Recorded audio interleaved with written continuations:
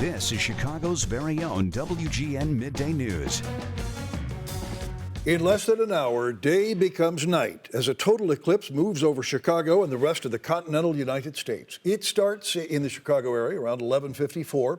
Here in Chicago, the sun will be about 90% covered, peaking for a couple of minutes at 1:21 this afternoon. Carbondale, Illinois falls in the path of totality where the sun is completely covered by the moon.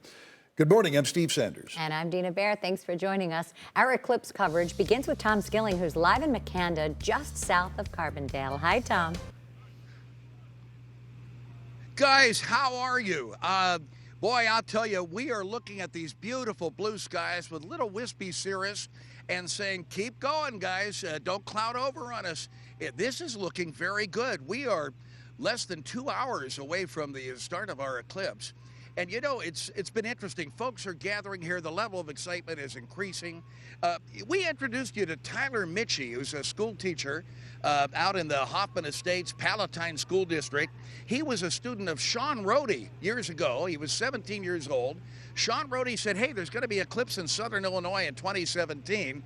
This so stuck in his head, he decided not only to plan at that time, 2 decades ago, to come down here and see the eclipse, but also to become a science teacher himself, so they're now colleagues. They've taken off for bluer skies just to the east, although I think they would not have missed anything here. But I asked them, you deal with young people all the time, do young people get the solar eclipse, and are they into science?